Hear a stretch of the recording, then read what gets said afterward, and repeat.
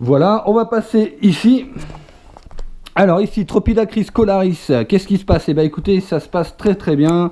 Voilà, pas de souci particulier, donc vous voyez, voilà, ça mange, ça mange. Alors ça mange énormément, hein. C'est pour ça que, voilà, moi l'été, tu vois, je vais leur donner plutôt du chêne parce que le chêne c'est plus épais, donc ça va, ils vont pouvoir en manger moins. Et le souci c'est la ronce. C'est vrai que la ronce, dès que vous donnez un peu de ronce, là ça dévore et puis c'est même pas la peine.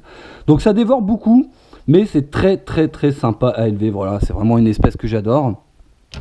Hop, j'essaie d'en prendre une. Non, tu veux pas, bon, je vais la laisser tranquille.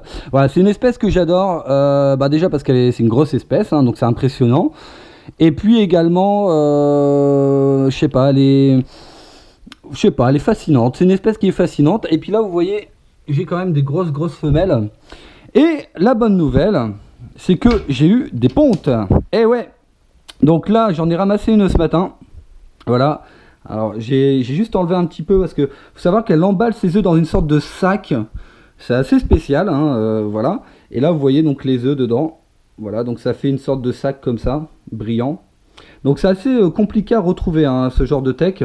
Bon, moi j'ai l'habitude ça parce que je le sens tout de suite, parce qu'il y a une texture particulière, c'est mou, c'est dur en même temps. Voilà, bon bref. Et donc, et donc voilà, donc là on voit les œufs. Voilà, donc là j'ai eu une tech ce matin que j'ai récupérée et dans l'incubateur. Alors, hop, je vais l'ouvrir. Donc j'ai une tech en incubation ici, voilà. Donc une petite tech, enfin une petite, pas mal quand même. Donc voilà, je vais mettre l'autre tant que j'y suis, hop. Voilà. Voilà. Bon, l'incubation. Donc l'incubation, d'après ce que j'ai vu, bon, c'est voilà, de la terreau un peu humide, un peu de chaleur. Et puis voilà. Alors pas trop de chaleur. Alors je pense, hein, ça c'est ma théorie, je pense pas trop de chaleur non plus. Pourquoi? Parce que tout simplement, je pense que si les Tropidacris scolaris pondent assez profondément dans le sol, c'est justement pour trouver une certaine fraîcheur pour l'incubation des œufs. Donc c'est pour ça que je les mets pas sous une lampe. Voilà, je les laisse à côté. Voilà, comme ça il y a un petit peu de chaleur, mais en même temps pas trop.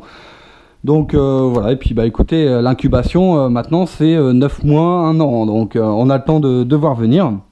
Et puis, alors, en revanche, j'ai mis donc dans leur terrarium l'incubateur des Olarches miliaris, pardon, avec le tech dedans. Alors, vous n'allez pas la voir, ça va être compliqué, hein, parce que c'est assez. Voilà, je sais pas si vous voyez là le petit rond assez un peu plus clair que la terre là.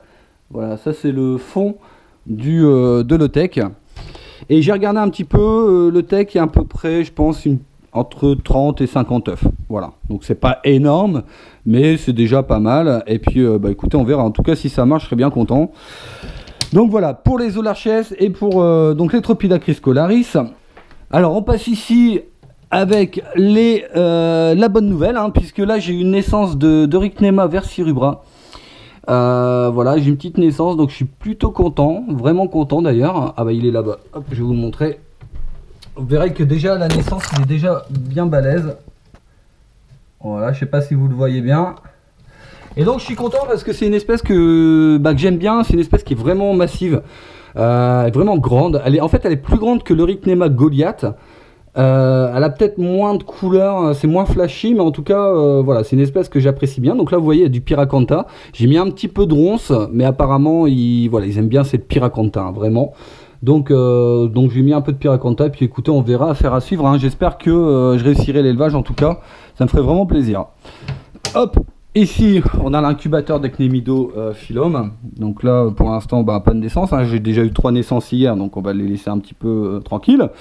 Ici, donc Paramenexenus laetus, donc là, ça se passe très très bien. Alors, cela était dans le 30-30-45 là-bas, mais là, je les ai mis dans un anneau parce qu'il me reste juste un couple. Donc finalement ils sont très très bien dans le nano, hein, je les ai laissés dedans, voilà, il n'y a pas de souci majeur. Et puis la femelle continue à pondre, hein, donc ça se passe très, très très très bien. Je vais essayer de vous les montrer un petit peu. Voilà, on a le mâle ici et la femelle juste au-dessus. Ici les Anulipes, donc ça se passe bien aussi également. Alors Anulipes c'est Benjamin, donc il me les a filés, d'ailleurs je lui fais un petit coucou. Voilà, il m'a filé les Anulipes, donc écoutez...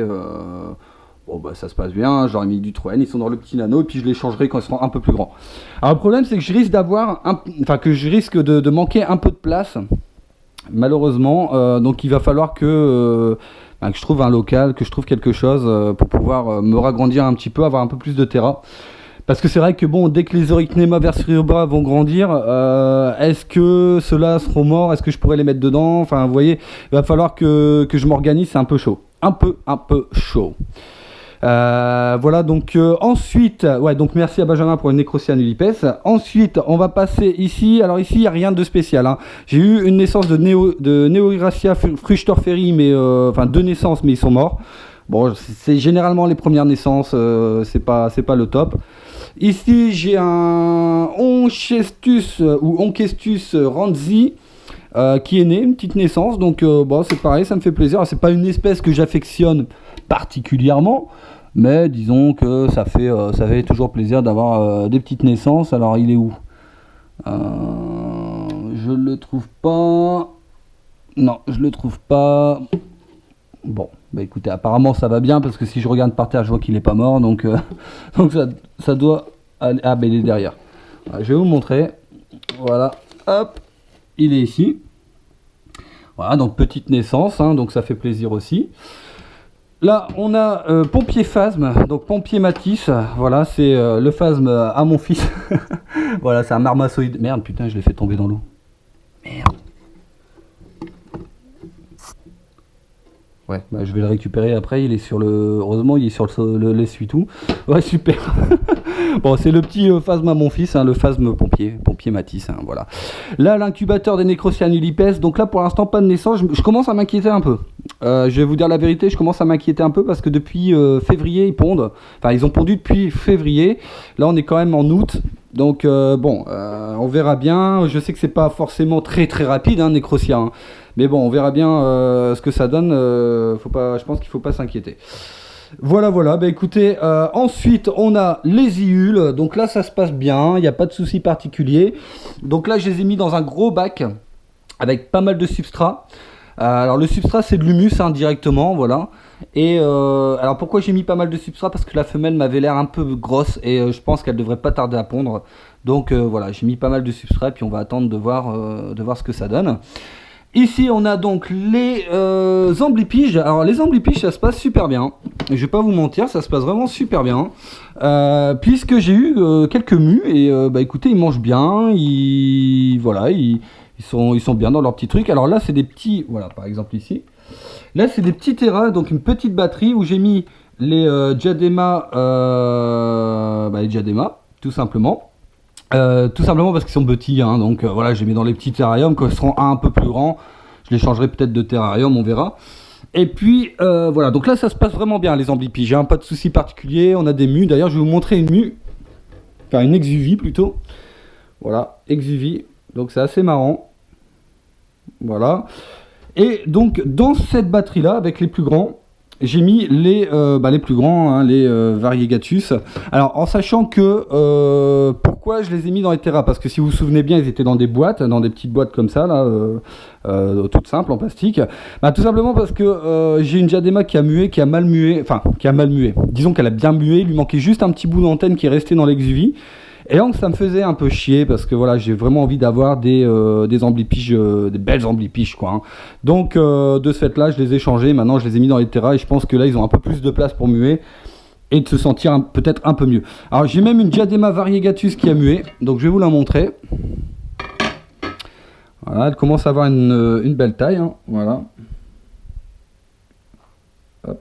Vous voyez, c'est très rapide.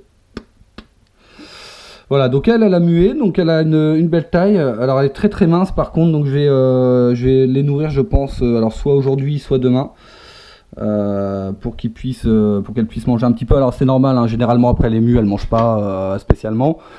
Donc je pense lui donner à manger, je pense demain. Alors vous voyez une petite coupelle d'eau, un petit peu de mousse, mousse végétale. Voilà, le sol est un peu humide, hein, je sais pas si vous voyez juste en dessous, le sol est assez humide. Et toujours une petite écorce en hauteur. Donc avec un... Ah bah tiens, il y a un grillon, donc elle, ça va, elle va pouvoir manger. Avec un petit bâton pour qu'elle puisse en fait rejoindre le haut pour muer, tout simplement. Et donc là elles sont bien, hein, on va regarder un petit peu. Alors ici par exemple, hop, ouais, elle est juste là, je sais pas si vous la voyez. Voilà, donc ça se passe relativement bien. Je suis assez surpris parce que voilà, j'ai entendu. Alors attention, c'est que le début, hein, je les ai eus il y a quoi, 2 mois, 3 mois. Bon, c'est vraiment que le début, donc faut attendre un petit peu. On verra bien ce que ça donne par la suite. Mais bon, écoutez, en tout cas pour l'instant, ça se passe vraiment bien. Et généralement, quand je leur mets des grillons, ils mangent tout de suite, hein. Je les vois les choper, tout ça, je les vois manger. Donc je pense que leur habitat est bien. Voilà, ils ont un bel habitat et voilà, il n'y a pas de souci particulier. Il y en a une juste derrière, je sais pas si vous la voyez avec les antennes. Voilà, alors c'est assez spécial, hein, c'est assez spécial. Les gens ils disent oui, c'est spécial, machin, nanana, on est rebuté. Alors faut savoir que c'est une espèce qui est assez docile, qui est peureuse. C'est vrai, elle est un peu peureuse, mais assez docile. Hein. Moi je la prends assez souvent dans ma main. Alors pas trop souvent non plus parce que c'est une espèce qui peut stresser facilement.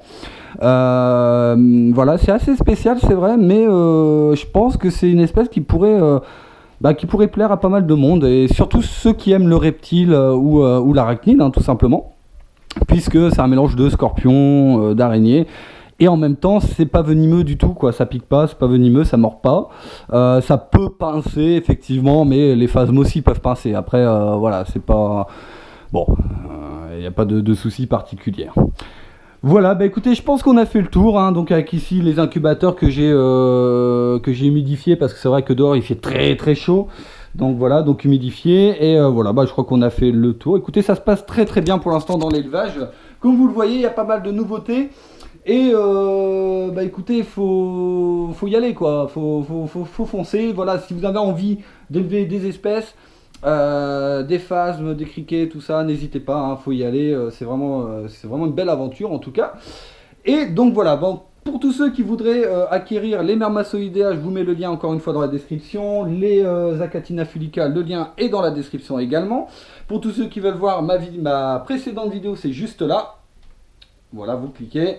Et puis le Facebook dans la description, tout ça, ça vous le savez.